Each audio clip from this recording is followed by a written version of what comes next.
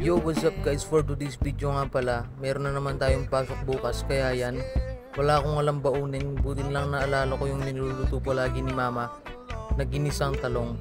Tara guys, samahan nyo ako, mag-aral tayong magluto. At dito nga guys, binati ko na nga pala yung mga itlog. Sangkapan nyo na din pala ng paminta at saka asin yan guys, para pag ginalo natin sa ginisa ay mayroon ng lasa. Ayan guys, naiwa ko na yung mga kailangan natin. Dito guys, una nating igigisa yung bawang.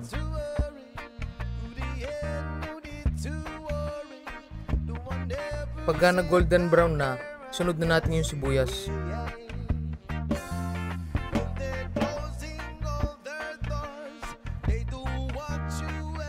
Tapos isunod na rin natin yung kamatis.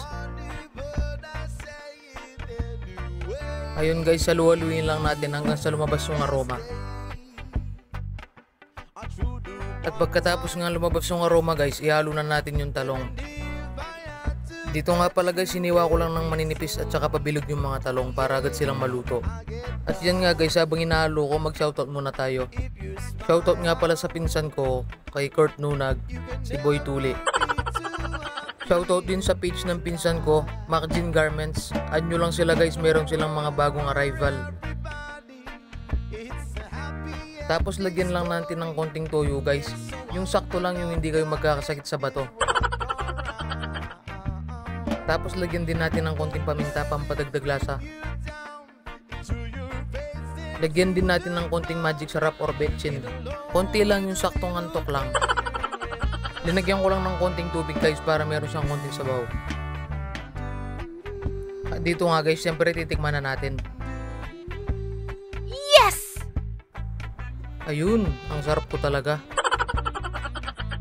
Tapos pag malapit na maluto guys, ihalo na natin yung binati nating itlog. Kayong bahala guys kung gaano karaming itlog yung gusto nyong ilagay. Mas marami, mas masarap. Pwede na!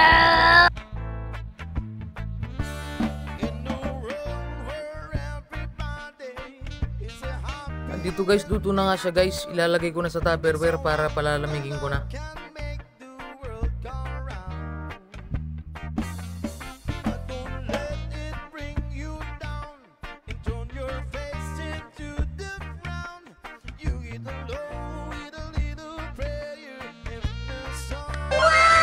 Sobrahan nga pala sa halo guys, kaya ganyan yung itsura niya.